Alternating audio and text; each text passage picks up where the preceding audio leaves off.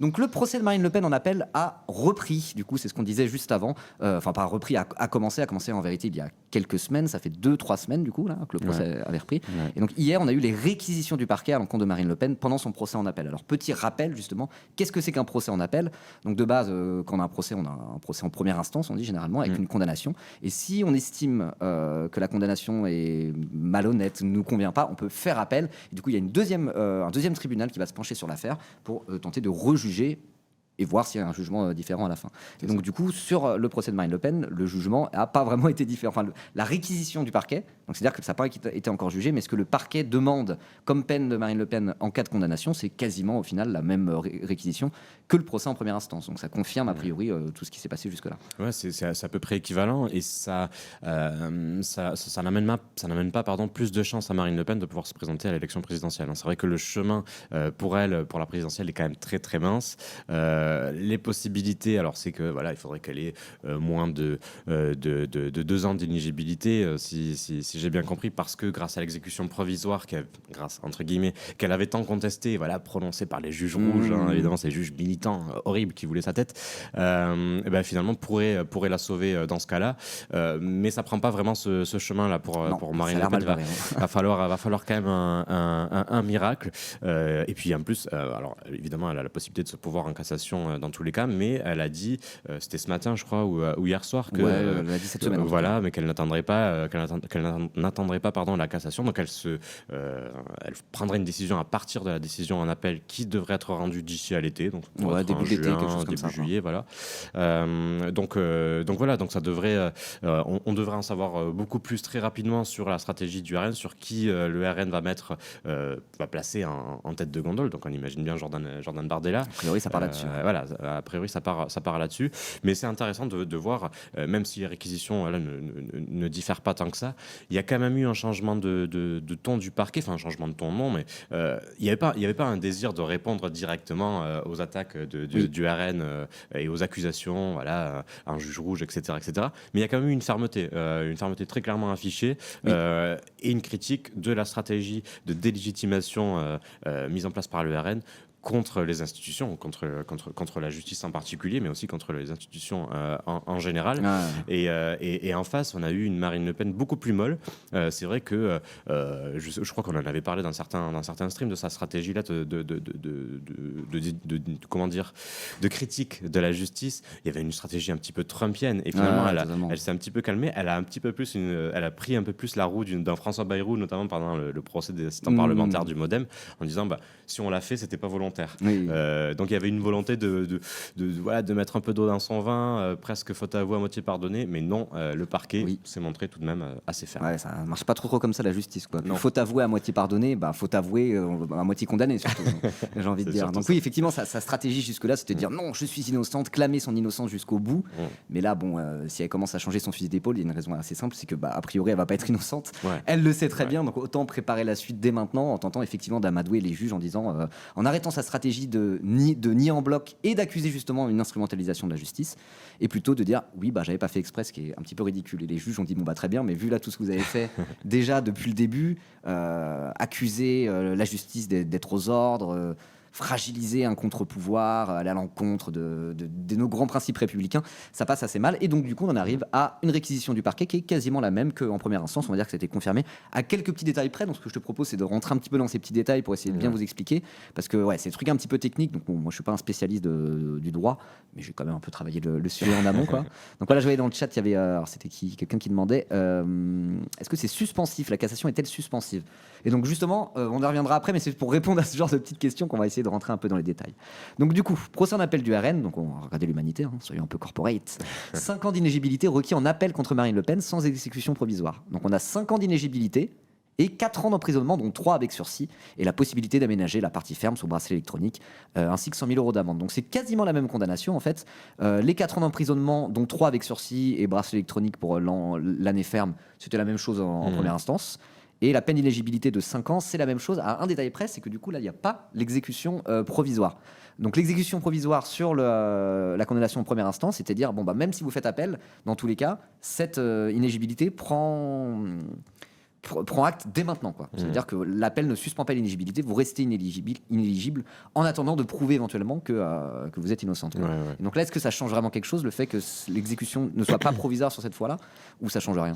Non, parce que en fait, Marine Le Pen Marine Le Pen et pas seulement, hein, tous les mises en cause peuvent se pourvoir en cassation, mais normalement, on connaîtra la conclusion, disons, de cette affaire en janvier-février, donc 2027, donc juste avant la présidentielle, ce qui fait que en fait, dans tous les cas, il y aura une conclusion, il y aura un jugement définitif qui sera rendu avant qu'elle puisse se présenter. Donc dans tous les cas, exécution provisoire ou pas, ça change pas grand-chose, et quelque part c'est pas un sujet.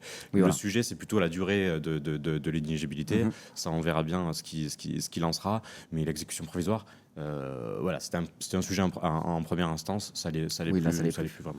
Ça l'est plus justement parce que, si je dis pas de bêtises, le pourvoi en cassation est non suspensif pour le coup. C'est-à-dire que quand on se pourvoit en cassation, on va vers un troisième tribunal, donc d'abord un tribunal en première instance, ensuite on peut faire appel. Si on est condamné en appel et qu'on fait appel à une cour de cassation, ça ne suspend pas le jugement qu'on a eu en appel, et la cour de cassation va aller vérifier que le jugement n'a pas eu de vice de procédure ou ce genre de choses. Donc ça veut dire que exécution provisoire ou pas, dans tous les cas, elle sera inéligible, car ça ne sera pas suspendu par le pourvoi en cassation. C'est ça. Voilà. C'est un petit peu technique, mais voilà. Donc c'était pour répondre à la question. Effectivement, non, ce n'est pas suspensif. Donc le seul, en gros, il y a deux possibilités pour qu'elle soit éligible en 2027, si je dis pas de bêtises. Première possibilité, c'est qu'à l'issue du jugement, du jugement en appel actuel, au lieu de prendre 5 ans d'inéligibilité, elles prennent, je sais pas, par exemple, que 1 an d'inéligibilité, moins de 2 ans d'inéligibilité. Si c'est le cas, du coup, vu que ça s'applique à partir de la date de sa première condamnation, ça veut dire qu'elle sera à nouveau inéligible pile pour pouvoir se présenter. Mais bon, du coup, il y a quand même peu de chance, puisque en première instance, 5 ans d'inéligibilité avaient été requises, et effectivement, c'est ce qu'elle avait pris. Et là, à nouveau, 5 ans d'inéligibilité sont requises. Et vu les éléments du dossier et de la défense, il y a quand même de bonnes chances pour que ça soit 5 ans d'inéligibilité qu'elle prenne. Auquel cas, effectivement, elle ne pourra pas se présenter en 2027 comme prévu. Il y a une autre peut-être possibilité pour qu'elle puisse se présenter avec la Cour de cassation, mais ça, j'ai pas bien compris, t'en parlais juste avant. Si tu peux tenter de l'expliquer. C'est un peu compliqué. Là, c'est un peu compliqué. Là, on rentre dans les détails un peu techniques pour commencer, puis après, Alors là, j'ai même plus le truc en tête, tellement c'est complexe, mais c'est vraiment un infime trou de souris. Alors, je vais plutôt vous renvoyer vers les papiers de Florent Ledu, parce que moi, je l'ai plus totalement en tête et j'arriverai pas totalement à l'expliquer. Je te posais la question parce que je savais moi non plus que je pourrais pas trop l'expliquer. Je me suis dit, j'ai un journaliste professionnel à côté de moi, je renvoie la balle. On en parlait tout à l'heure, mais là, j'ai un peu peur de dire une bêtise en direct, donc je préfère vous renvoyer sur le papier de Florent Ledu. Mais il y a une histoire de jurisprudence. Allez voir le papier de Florent Ledu, le tout dernier, parce que ça vous expliquera le truc un petit peu plus concrètement et un peu mieux avec tous les détails, parce que c'est vraiment hyper complexe. Il faut être hyper calé sur le sujet. Mais oui, et non, mais je voulais rajouter quelque chose sur l'exécution provisoire, sur la première hypothèse. C'est intéressant parce qu'elle pourrait du coup être sauvée par l'exécution provisoire qu'elle avait tant houspillée, qu'elle avait tant condamnée, parce qu'en fait, vu qu'il y a eu cette exécution provisoire, elle a d'une certaine façon commencé à purger sa peine d'inéligibilité, et donc en fait, si l'inéligibilité est de seulement 1 an, comme tu le disais, en fait, elle aura plus grand chose à purger, et donc elle pourra.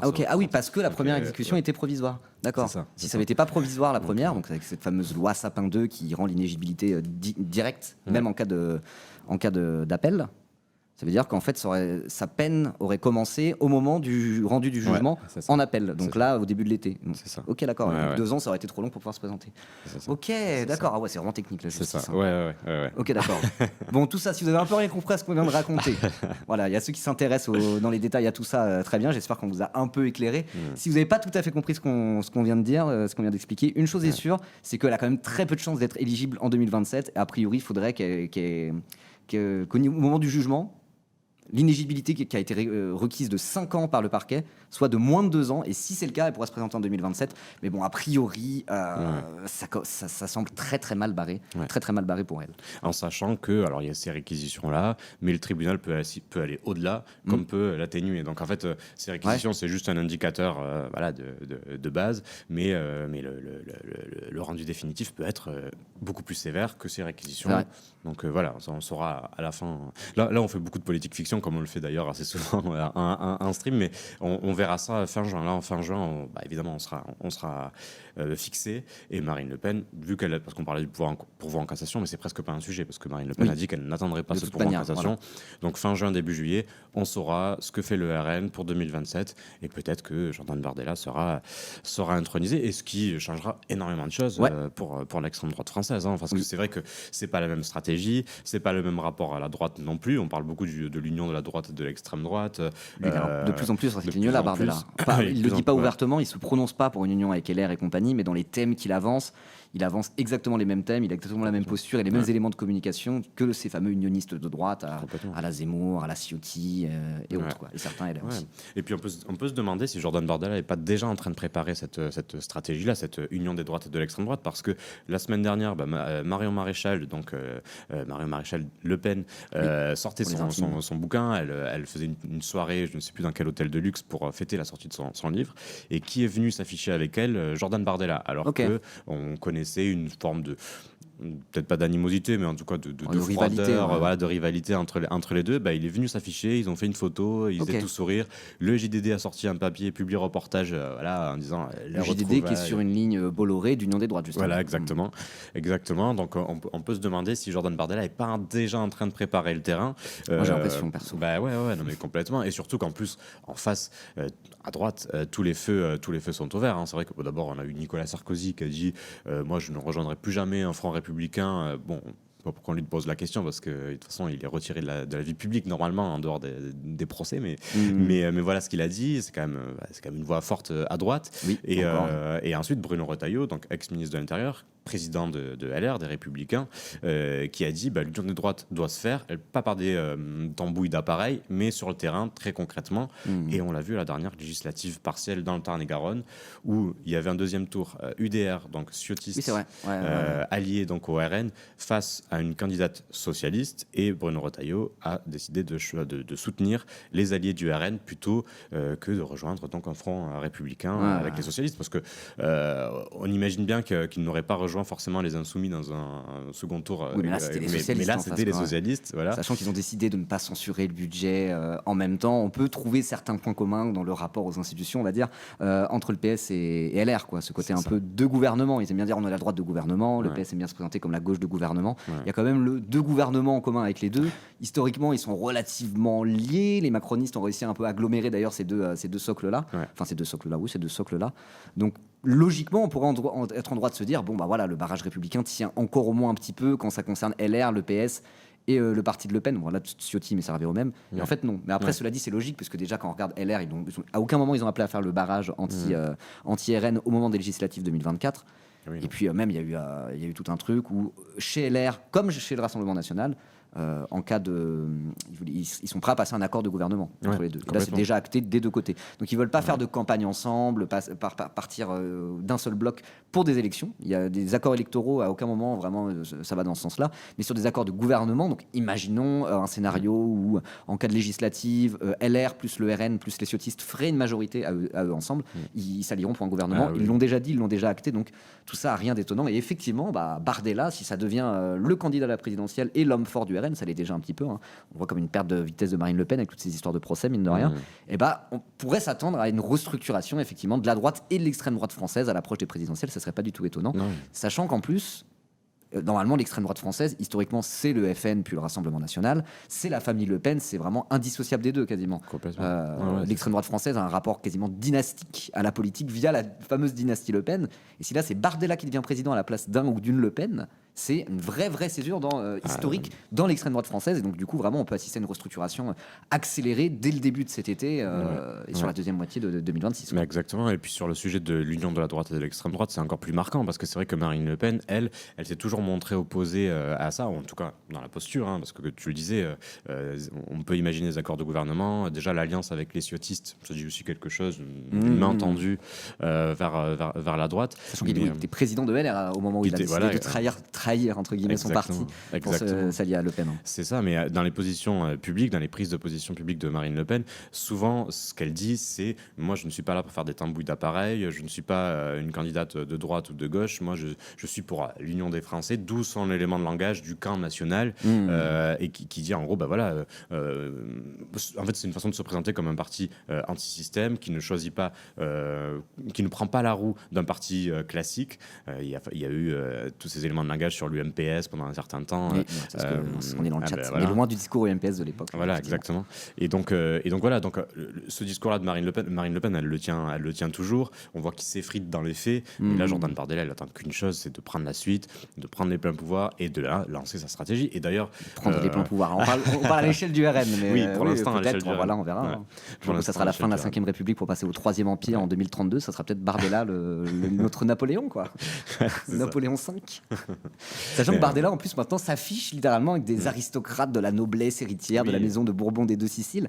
Donc pareil, quand on voit toute la stratégie populiste, anti-élite, anti-système de Marine Le Pen qui a duré 10-15 ans et qui a quand même plutôt porté ses fruits, c'est possible qu'il y ait des gros changements et des gros bouleversements dans cet espace politique-là à l'approche de 2027. Et donc du coup, c'est difficile. On rentre dans des trucs qui sont encore une fois dans l'ordre de la politique fiction. Mais une chose est sûre, en tout cas, c'est que a priori, dès le début de l'été, à moins de semi-miracle, on va dire, pour Marine Le Pen, qui au final serait éligible, a priori, je pense que tout ça va fortement s'accélérer, parce que là, on est dans cette espèce d'entre-deux côté RN, sur qui sera candidat, quelle ligne va être vraiment portée, etc.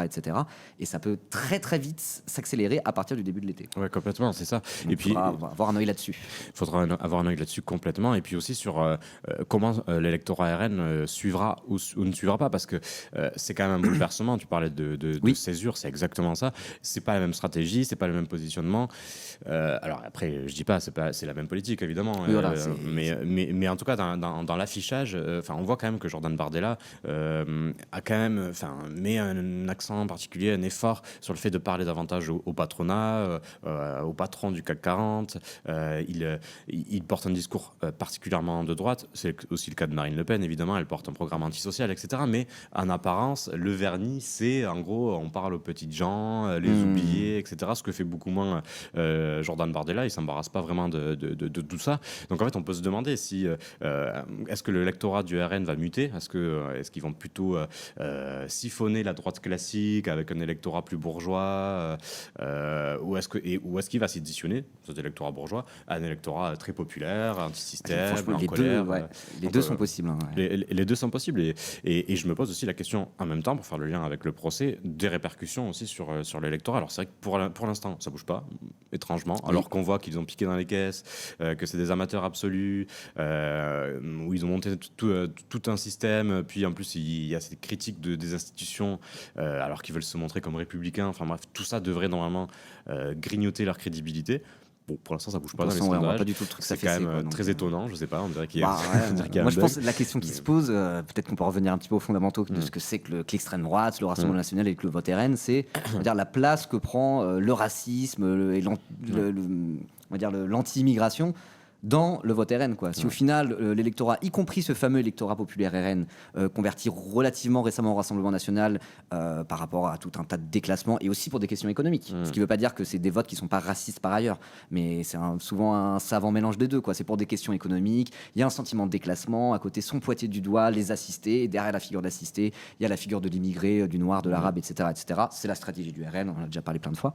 Et donc la question est un peu de dire à quel point, justement, l'occasion aussi peut-être de se rendre compte et de réaliser à quel point ce vote RN est au final, en dernière instance, un vote bel et bien avant tout raciste, quoi. Pas sur lequel du racisme vient se greffer, mais avant tout raciste. Et si effectivement le fait que Jordan Bardella change totalement son fusil d'épaule, commence à tenter d'aller parler à un électorat de la droite bourgeoise classique, on va dire, s'allier avec LR et compagnie, qui eux, pareil, ils vont à fond sur le racisme et le discours anti-immigration, si au final tout ça ne fait absolument pas bouger les lignes dans leur électorat populaire, peut-être que c'est une démonstration que ce vote-là est avant tout bel et bien un vote raciste et que tout le reste est totalement secondaire dans ce vote-là. Et c'est peut-être là en fait que va se décider le comportement de l'électorat populaire du RN. Complètement. À quel point le racisme est structurant dans ce vote, et ça sera l'occasion de se rendre compte et peut-être d'adapter sa stratégie en conséquence. Complètement. Ça fait partie des théories de Félicien Faury, notamment le sociologue, et c'est vrai que c'était sujet à discussion à gauche, notamment sur l'analyse du vote RN, mais c'est vrai que là, il y a une telle incohérence parmi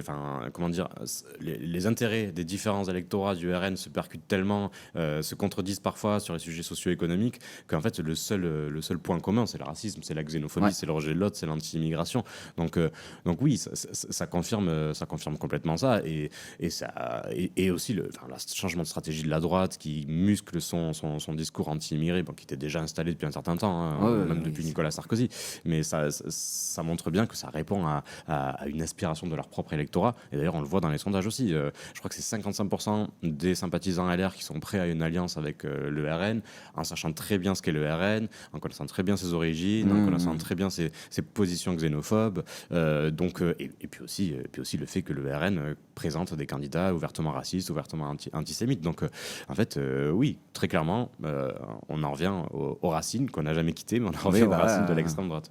Effectivement. Alors après aussi se pose la question, parce que c'est marrant, je fais juste une petite aparté, on n'avait pas du tout prévu d'avoir cet angle-là spécialement sur ce sujet, mais on s'est dit aujourd'hui, on improvise, si jamais on a des extraits qu'on décide de pas les regarder, c'est pas grave, priorité à la discussion, on va dire, donc c'était pas prévu qu'on parle de ça comme ça, mais c'est très bien, c'est aussi ça Twitch, il faut laisser un petit peu d'espace à l'improvisation, c'est mieux comme ça. La question qui se pose aussi, selon moi, c'est aussi la campagne présidentielle, parce que quand même, la campagne présidentielle, c'est un moment où on parle plus de fond que d'habitude. On parle des programmes des candidats, on parle du projet politique des candidats, et c'est un petit peu le jeu. À partir du moment où la campagne commence, sur les plateaux télé, dans les radios, etc., tout passe en mode campagne, et on parle un petit peu plus du fond.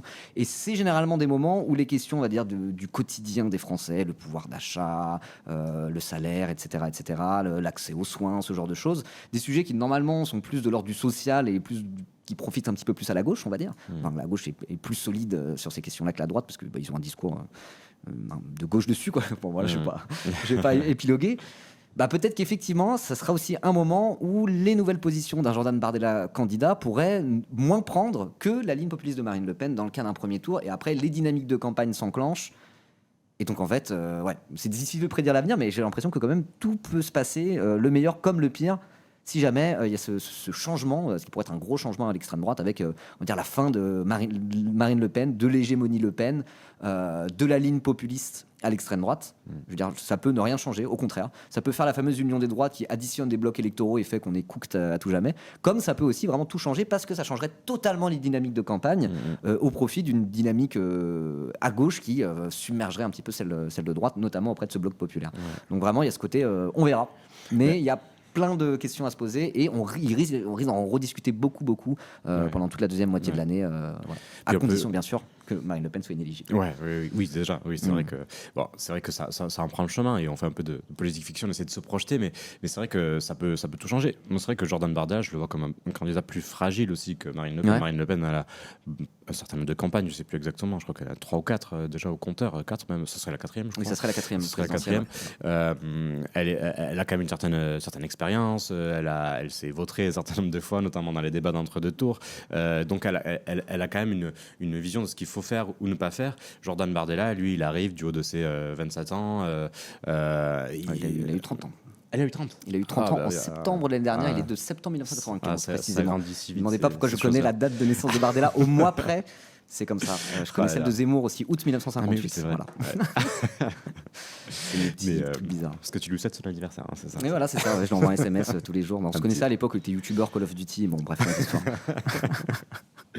Mais c'est vrai que Bardella, je le vois comme un candidat plus fragile, parce que on l'a vu même pendant les débats. Alors, il n'a pas accepté de participer à beaucoup de débats pendant les européennes, mais malgré tout, les quelques débats auxquels il a participé, il s'est fait étrier, il n'est pas bon. Il s'est fait reprendre notamment par Xavier Bellamy, allié avec Manon Aubry, sur le fonctionnement du Parlement européen, sur le fait qu'on vote député LR, quoi, qui est pourtant un peu ses alliés naturels, quoi. Qui est pourtant très droitier, mais en fait, en gros, Bardella lui reprochait un vote sur je ne sais plus quel sujet, sauf que Bellamy lui dit, mais comment vous savez ce que j'ai voté? C'est un vote à bulletin secret. Et t'as Bardella qui s'enfonce, qui dit mais non, c'est écrit là, noir sur blanc. Et t'as Manon Aubry qui le reprend en disant Jordan Bardella ne doit pas beaucoup venir au Parlement européen parce qu'effectivement, c'est un vote à vote secret, à bulletin secret. Donc en fait, on sait pas qui a voté quoi. Bref, tout ça pour dire que, après, ça l'a pas fait perdre des points, mais en tout cas, sur une présidentielle, sur un débat de premier tour et même sur un débat de deuxième tour, imaginons qu'il soit face à n'importe qui, que ce soit Édouard Philippe, Jean-Luc Mélenchon, Fabien Roussel, je ne sais pas. C'était corpo, mais pas très réaliste. mais Macron, qui sait, tout est possible. Voilà, mini Macron, Attal, etc. Et en fait, il peut complètement se vautrer parce qu'il a une assez faible connaissance des dossiers, malgré son assurance particulière. Donc voilà, tout est complètement possible. Je dis pas que le jeu est relancé, mais malgré tout, on peut se poser la question de est-ce que le château de cartes mis en place par Marine Le Pen peut s'écrouler avec l'inexpérience d'un Jordan Bardella. C'est sûr. Et à côté, on peut aussi se dire que si Bardella, ça prend pas parce que pas assez présidentiable, c'est vrai qu'il est très jeune, il n'a pas fait d'études aussi. Alors je dis pas ça pour dire vous êtes des bouffons si vous n'avez pas fait d'études, absolument pas. C'est pas une question. Mais dans la 5e République, très très gaulienne, etc., où 90% des présidents, il n'y a que Sarkozy, je crois, qui n'a pas fait l'ENA. C'est vraiment, normalement, tu as fait un parcours de l'élite républicaine, des grandes écoles, Sciences Po, ENA et compagnie. Normalement, la 5e République, dans la culture, on va dire, la 5e République, c'est souvent des profils comme ça qui sont considérés comme présidentiables, ceux qui ont une stature d'homme d'État, etc. Macron, déjà, c'était un peu particulier parce qu'il n'avait jamais participé à aucune élection, mais voilà, il avait quand même fait Sciences Po, l'ENA, etc. Il avait ce profil haut fonctionnaire, il était au secrétariat général de l'Élysée sous François Hollande, ministre de l'économie, etc. Il avait cet aspect carrure homme d'État, malgré tout, quoi. Et quand on regarde tous les présidents historiquement de la 5e République, ils ont tous ce côté-là, quoi. Il faut qu'ils soient tous un petit peu gauliens sur les bords, un minimum, sinon c'est difficile de se projeter. Alors après, on vit une époque très troublée où voilà, on n'est jamais à l'abri de mauvaises surprises, évidemment. Il suffit de regarder les États-Unis. Trump élu, personne s'y attendait. Trump réélu, pareil. Voilà, quoi. On vit une époque. Quelle époque, comme dirait celle-là. Donc encore une fois, à voir, mais a priori, quand même, quand on regarde la 5e République historiquement, c'est vrai que c'est assez difficile d'imaginer un Bardella, mais président. Mais ce que je voulais dire, c'est que même si ça prend pas totalement et que ça s'effondre dès le début, sa campagne, et que ça patine totalement, le truc, c'est qu'il y a quand même un bloc électoral massif qui l'a voté RN, mais qui vote à l'extrême droite de manière générale. C'est-à-dire que le nationalisme, le racisme, l'anti-immigration, même le discours un peu anti-impôt, l'État il nous saigne alors que les assistés ils sont payés à rien foutre, etc., il va pas disparaître du jour au lendemain. Donc même imaginons que Bardella s'effondre, ils trouveront un autre candidat de manière organique, entre guillemets, de la même manière que voilà, les 1,7% d'Anne Hidalgo à la présidentielle. C'est pas dire que cet électorat, cette sensibilité politique qui normalement vote PS, a disparu totalement. Donc ça va, il faut faire un petit peu attention à trop se focaliser sur les personnalités en soi, sachant qu'à côté, il y a des blocs électoraux, des socles électoraux de gens prêts à voter pour un projet malgré tout. Et si c'est pas Bardella, mais un Retailleau ou qui sais-je, qui le porte à la place de Bardella, il y a de bonnes chances pour qu'il fasse quand même un bon 30% au premier tour. Oui, c'est clair que là, quand on regarde les sondages, il est à minimum 34%, parfois même à 36%. Il est même devant Marine Le Pen souvent dans les enquêtes qui les testent tous les deux. Donc pour l'instant, Bardella arrive à traîner le RN vers des sommets, ça c'est clair. Et moi, je me pose la question aussi, voilà, tu parlais des profils, est-ce que ça peut pas aussi ouvrir, imaginons que Marine Le Pen soit inéligible, une guerre de succession aussi, on ne sait jamais, parce que qui dit que Jean-Philippe Tanguy par exemple ne se positionnerait pas, il est pas vraiment dans la ligne sur la ligne mariniste plutôt, voilà, il est très critiqué en interne d'ailleurs comme étant un sale gauchiste en gros, quoi. Parce qu'il est un peu porteur d'une ligne un peu plus souverainiste que Bardella qui est plus dans une droite libérale classique, on va dire, avec xénophobe, etc. Mais je veux dire sur la question économique. Donc on peut se poser la question. Et puis après, voilà, on sait qu'au RN, il y a un certain nombre d'ambitieux. Il y a Louis Alliot, lui, il devrait être déclaré inéligible aussi, donc ça peut être un peu compliqué. Mais il y a plein d'ambitieux, mais est-ce qu'ils pourront se présenter? Voilà, il y a autant d'ambitieux que d'inéligibles bientôt. Donc, mais ce sera à suivre. Est-ce que ça va être est-ce que ça va être une foire d'empoigne? Est-ce qu'ils vont s'entre-déchirer ou est-ce qu'ils vont être dans une forme de discipline derrière Jordan Bardella? Mais bon, il y a quand même énormément de critiques en interne contre Jordan Bardella parce qu'il le voit comme un ambitieux qui n'a pas mérité grand-chose alors que d'autres sont là depuis 20 ans, 30 ans dans l'appareil. Donc voilà. Et puis il y a encore l'héritage de Jean-Marie Le Pen. Il y a encore certaines personnes qui espèrent un retour aux sources plus brutal encore du RN et ils voient Jordan Bardella comme quelqu'un qui va un peu trop mou bon, enfin, on va dire. Il a même pas passé 10 ans au GUD. Qu'est-ce que c'est que ce représentant de l'extrême droite? C'est ça, normalement, c'est le stage minimal. C'est ça. Donc, il n'a même pas fait de ratonnade dans sa jeunesse, celui-là. Qu'est-ce qu'ils vont nous foutre? Il a rien vécu, bordel. La ligne RN à l'ancienne, quoi. Donc voilà, tout est possible. On suivra ça avec intérêt, puis on en parlera ici. C'est vrai qu'il peut y avoir une grosse guerre de succession qui s'enclenche, et en parallèle une espèce de guerre de succession à la Macronie, sachant que le bloc macroniste risque de se disloquer. Ça va être un beau bordel, ça va être assez intéressant et passionnant à suivre, assez stressant aussi, là, toute la pré-présidentielle après les municipales. Ça va être que ça, ça va être que ça pendant un an, a priori. Là, ça va être Game of Thrones du jour au lendemain. En tant que commentateur politique, j'ai mon côté David Pujadas qui se dit ah génial, mais un côté où je me dis oh là là, ça va être fatigant et un peu stressant et flippant. Mais donc bon, alors vous n'avez pas prévu de parler de ça spécialement en parlant du procès, mais du coup c'est naturellement ce qui nous dans la conversation parce que c'est vrai que c'est l'enjeu principal. Après on peut regarder techniquement la défense des uns et des autres par rapport au procès. Donc en plus on n'est ni juriste ni avocat, ni magistrat, on connaît pas très bien ces sujets-là. Mais effectivement, le gros truc qui se joue derrière, et pourquoi on parle autant de ce procès, c'est la fameuse inéligibilité. Donc autant parler des conséquences de cette inéligibilité. Donc du coup, ça va clairement définir en fait la suite de la marche du pays, quoi. Enfin, évidemment, on l'espère pas et on lutte contre ça. Mais le RN est aux portes du pouvoir. Donc, selon qui mène, disons, le train de l'extrême droite, ça peut changer énormément de choses. Donc voilà.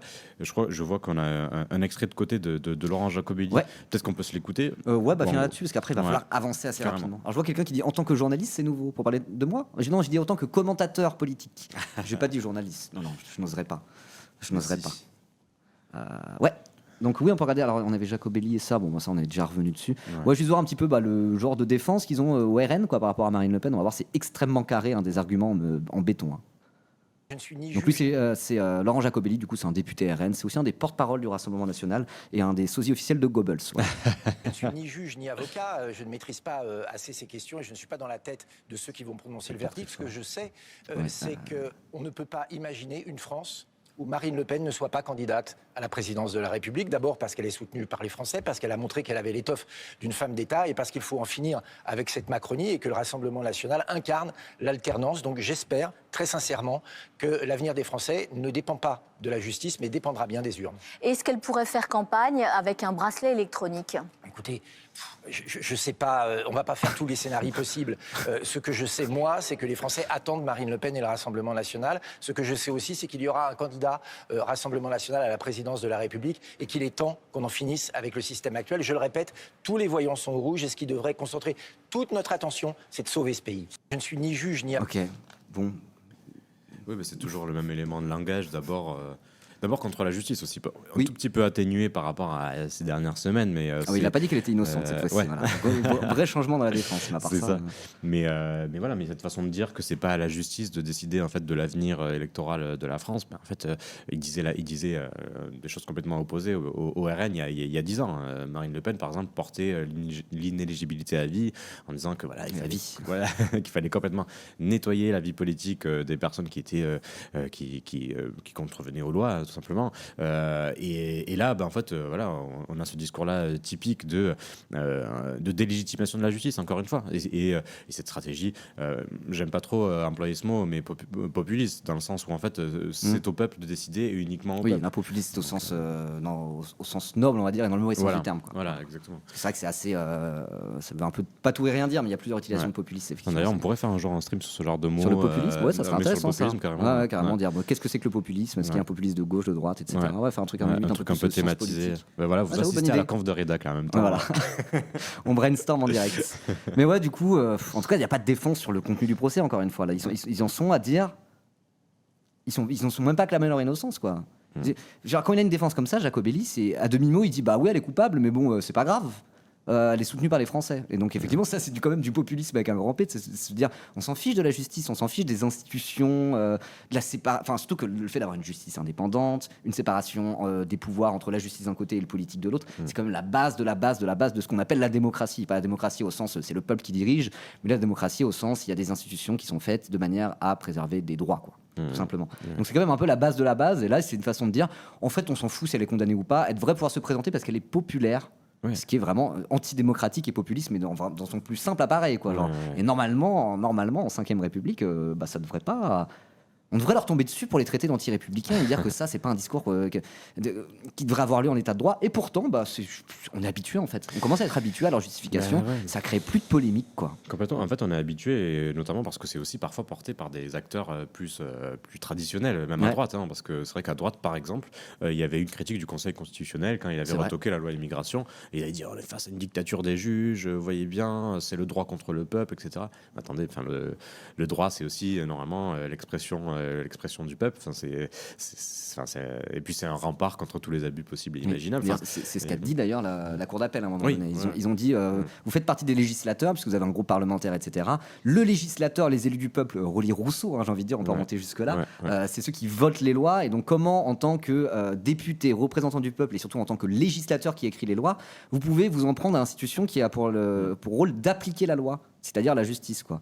Et c'était vraiment en mode au procès en appel, et c'est comme s'il avait dit Madame Le Pen, vous êtes profondément anti-républicaine, et vous bafouez le contrat social qui vous a été dont vous êtes mandataire en tant qu'élu du peuple, quoi. Donc c'est vrai qu'on peut remonter vraiment à des concepts comme ça, vraiment sur ce que c'est que la République, ce que c'est que la démocratie, les institutions. Et quand on va un petit peu au fond des choses, et c'est ce qu'a fait la Cour d'appel, au final c'est indéfendable. Et c'est juste, présentez-vous si vous voulez.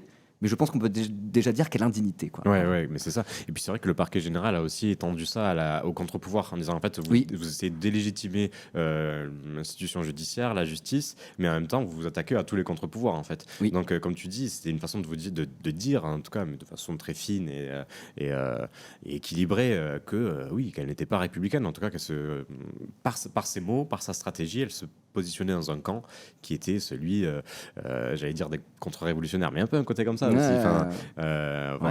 Voilà. Bon, on pourrait extrapoler, on pourrait faire une analyse plus soutenue encore. Mais ça montre le rapport au pouvoir qu'a l'extrême droite et qu'a Marine Le Pen. Exactement. Et c'est pour ça que tout à l'heure je parlais de quel effet, quel impact ça peut avoir sur l'opinion. On verra bien, mais je trouve que ça va quand même laisser des traces malgré tout. Il y a évidemment les faits qui parlent d'eux-mêmes, qui sont d'une gravité absolue. Voilà, ils ont quand même détourné des fonds publics. C'est quand même notre argent, l'argent des Français. Mais il y a surtout ce rapport aux institutions. Le RN, depuis un certain nombre d'années, était dans une stratégie de normalisation. Il voulait se montrer comme plus républicain que républicain, plus blanc que blanc.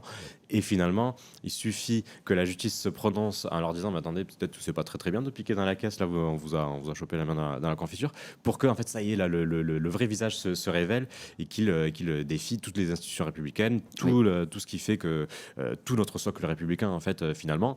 Donc voilà. Certains masques sont tombés. Est-ce que ça aura un impact? On verra bien. Même pas sûr, c'est ça le truc. Parce que quand tu regardes, là j'ai dit quelle indignité tout à l'heure, ça m'y a fait penser. Le procès Sarkozy, ancien président de la République, LR, la fameuse droite républicaine, il y a carrément écrit républicain dans le titre. Au final, c'est exactement le même scénario qu'avec Marine Le Pen. Ses soutiens disent non, la justice est aux ordres, il est innocent quoi qu'il arrive. Donc en fait. Même la droite qui est censée être républicaine a un rapport à la justice et aux institutions quand ça les concerne, qui est à peu près le même que Marine Le Pen, qui est d'extrême droite et est censée être anti-républicaine. Donc je sais pas. Parfois je me dis que c'est aussi nous, on est un peu dans une forme de naïveté à pas prendre la mesure de vraiment l'avancée fasciste dans ce pays et de se dire ah ouais mais ça va y avoir des impacts parce qu'elle respecte pas les grands principes républicains. J'ai l'impression que la droite, on n'a plus rien à foutre de ça quoi. Déjà dès maintenant quoi. Donc après c'est bien de continuer à le dire parce que eux-mêmes invoquent les grands principes républicains pour tenter de se défendre. Donc c'est une manière de leur prendre à leur propre jeu et de mettre le nez dans leurs contradictions. Mais j'ai bien peur aussi que, en fait, on ait déjà dépassé ce stade et que tout ça n'ait plus réellement tant d'importance que ça avec la fascisation du pays. C'est clair. Alors, je sais pas, t'as raison. Mais après, il faut continuer à en parler et à le dire, mais voilà. Quoi. Non, mais je suis d'accord. C'est vrai que c'est certainement une part de naïveté ou alors une part d'optimisme aussi. Oui, voilà, c'est ça. C'est plus naïveté / optimisme. Pas dans le mauvais sens du terme. Presque plus une candeur qu'une naïveté. Voilà, c'est ça. Un peu tendu de la gauche. C'est vrai que moi-même, j'ai envie de croire, et parfois même, je suis convaincu du contraire, mais j'ai quand même envie de croire qu'il y a quand même une espèce de fond républicain en France qui fait qu'on va quand même refuser, quand on sera face au mur, de donner un certain pouvoir, j'allais dire encore les pleins pouvoirs, mais vraiment, on n'en est pas encore là, mais à des personnes qui détestent tout ce qui est censé nous rassembler et tout ce qui est censé nous faire fonctionner tous ensemble, l'institution démocitique, etc., enfin, la justice, tout ça. Mais j'ai envie d'y croire. Alors c'est vrai que bon, les de toute façon, c'est un peu le dernier espoir, quoi. Parce que de toute façon, ce qui fait perdre depuis le début l'extrême droite aux élections, c'est le fameux barrage républicain. Et en fait, il s'est encore appelé barrage républicain. Et ce truc tient encore à peu près, c'est ce qu'a montré les dernières législatives. Donc ouais, il y a un côté où on est un peu candide en disant oui, mais il bafoue les principes républicains. Mais jusqu'à preuve du contraire, l'appel à ces grands principes républicains, c'est aussi ce qui continue à faire perdre l'extrême droite dans tous les seconds tours où ils sont. Voilà. Donc ouais, affaire à suivre. C'est compliqué. Voilà. Le politique fiction un peu galère, mais bon, en tout cas voilà, je trouve que c'est une analyse qui est quand même plutôt bonne et ça permet d'avoir peut-être des clés de compréhension pour déjà se préparer à analyser la suite. Voilà, parce que de toute façon, on peut pas prédire l'avenir. Mais au moins, si on commence déjà à y réfléchir et un petit peu, on va dire, les grands trucs qui vont un peu animer ce qui va arriver, au moins on sera préparé à l'analyser correctement et éventuellement s'adapter. C'est ça. Pour tenter de battre l'extrême droite. De toute façon, on suivra ça dans les mois à venir. Après les municipales, c'est ce qu'on se disait un petit peu tout à l'heure, ça va partir sur un tunnel vers la présidentielle. Donc voilà, les candidats vont commencer à sortir du bois, on va commencer à voir quelle stratégie chaque camp va déployer, comment l'extrême droite aussi va jouer soit l'offensive, soit la discrétion aussi, parce que c'est aussi une stratégie du RN de plus en plus. Voilà, on est tellement haut dans les sondages qu'en fait on pas besoin de se montrer.